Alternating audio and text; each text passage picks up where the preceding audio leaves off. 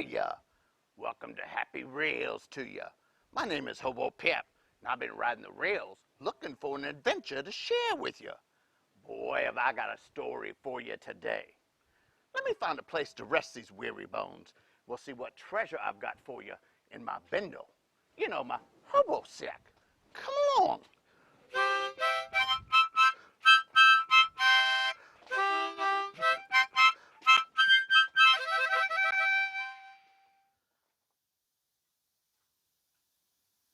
This week's adventure is called Gus and Grandpa Ride the Train. Written by Claudia Mills and illustrated by Catherine Stock. It's the train! Toot toot! The train whistle was so far away that Grandpa could not hear it, but Gus did. Grandpa! Gus shouted. It's the train! Yippee! Grandpa shouted back. When Gus came to visit Grandpa, he loved to wave at the train that rumbled by across the street from Grandpa's house. Gus felt that it was his job to wave at the train. He felt that his waving helped the train to go faster. He felt that the train needed him to wave. The train is coming, Gus hollered again. Gus ran outside as fast as he could. He opened Grandpa's gate. He ran down Grandpa's driveway. He did not want to miss a single car. Gus stood by the side of the road. He waved at the locomotive. He waved at a box car and a hopper car and a tanker car and a flat car. Then Gus saw Grandpa's dog, Skipper, outside the gate. Grandpa never let Skipper run outside the gate. Someone must have forgotten to close the gate. Someone in a big hurry to wave at a train. Gus's heart turned a flip-flop. Come here, Skipper, Gus shouted. Skipper ran to the house next door. Grandpa, Gus yelled, come get Skipper. But the train cars clanked and clattered. Grandpa could not hear. Gus did not want to stop waving at the train, but he had to go inside right away to tell Grandpa about Skipper. Gus ran fast. Grandpa hurried outside. Skipper! Grandpa called. This time Skipper came running. Gus did not feel like waving anymore. He had missed waving at too many cars already. Then Gus saw the last car of the train. It was a red caboose. Gus had seen cabooses in books. He had never seen a caboose on Grandpa's train. He waved and waved and waved and waved. A train man stood on the back of the caboose. The man waved at Gus and Grandpa and Skipper. He made the train whistle blow just for Gus and Grandpa and Skipper. Toot, toot!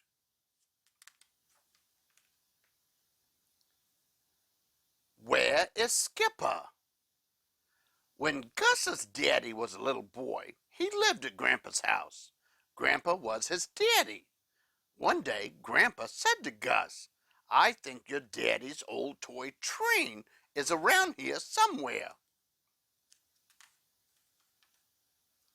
Gus and Grandpa looked in the closet under Grandpa's stairs. A broom handle fell down on Grandpa, but there was no train. They looked in Grandpa's hall closet. A pair of galoshes fell down on Gus, but there was no train. Then they took Skipper out back and they looked in Grandpa's shed. Grandpa's shed was so old that the roof sagged. It was so old that the door stuck. Grandpa's shed was dark and dusty and musty, full of cobwebs and dead leaves and bugs. It made Gus's nose tickle. It made him sneeze.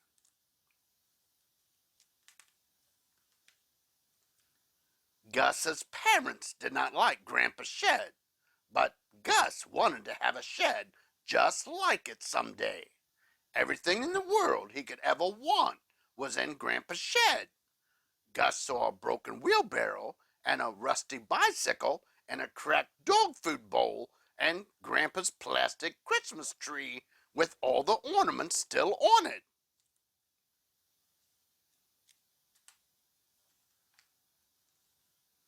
Grandpa pointed to the faded red and blue box with Daddy's train.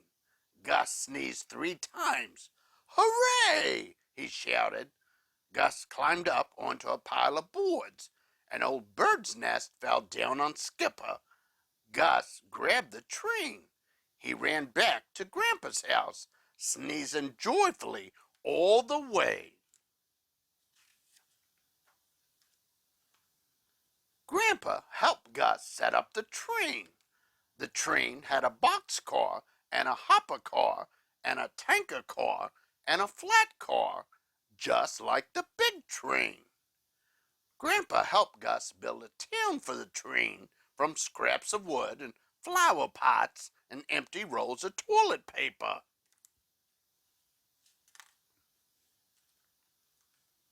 When the train was finished, it was time for supper. Grandpa filled Skipper's bowl. Grandpa called Skipper. Skipper didn't come. "Gus," Grandpa said, "did you leave the gate open again?" "No." Gus felt like crying. "I didn't." Gus knew that Grandpa believed him. "Skipper!"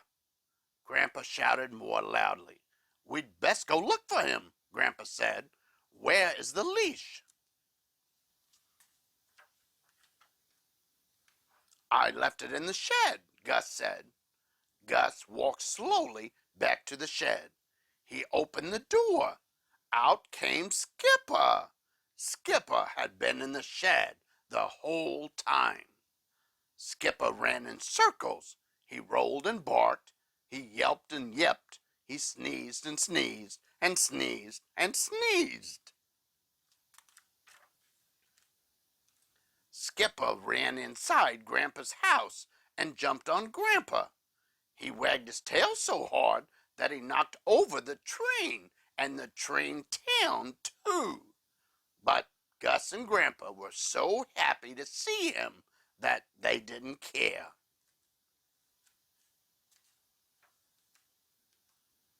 All aboard! Gus and Grandpa were going to ride on a real train. Mommy and Daddy and Skipper were taking Gus and Grandpa to ride a real old-time steam engine. First, they drove all day on curvy roads up and down cool green mountains.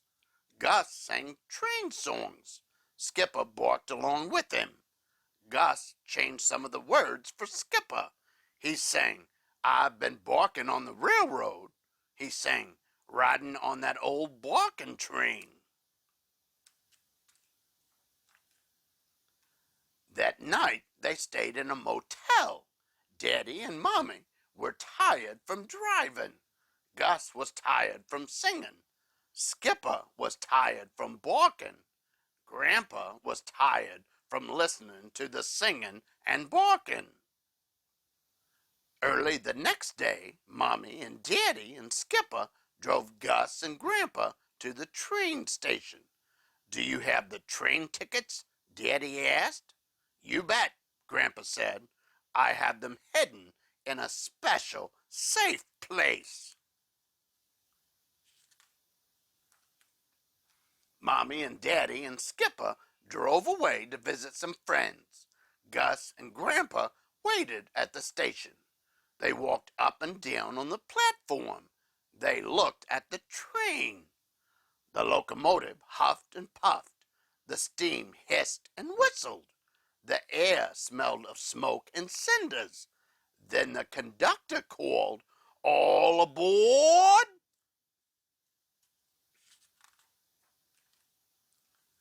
Gus and Grandpa climbed onto the train. Gus felt as if he were bubbling inside with happy steam. "Can I hold my own ticket?" Gus asked Grandpa. Sure, Grandpa said, but then Grandpa's face fell.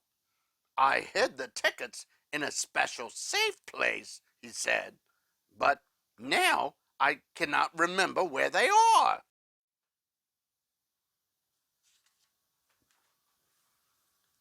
Gus felt his happy steam all blow away. Are they in your wallet? Gus asked. Grandpa checked. No, he said. Are they in your pocket? Gus asked. Grandpa checked. No, he said. We are not doing well, Gus. The other day you forgot the gate. Then we both forgot Skipper. Now I have forgotten where I put the tickets. Grandpa looked very, very sad. I'm sorry, Gus, he said. I know, said Gus. He felt bad that Grandpa felt bad. It's okay. Grandpa took off his hat and scratched his head. Wait a minute. Here they are. I put them in my hat band. The train whistle blew. Gus felt his happy steam bubble over again. He and Grandpa forgot a lot of things, but Gus never forgot that he loved Grandpa, and Grandpa never forgot that he loved Gus. Slowly, the train chugged out of the station. Along the tracks, children shouted and waved at Gus and Grandpa. Together, Gus and Grandpa stood at the window and waved back. The end. Thank you for joining me for today's adventure. I hope you enjoyed. Always remember, continue riding the rails of your imagination, as it will take you on an endless number of adventures around the world. Until next time, this is Hobo Pap saying so long as I go hop on a rattler in search of our next adventure. Happy reels to you.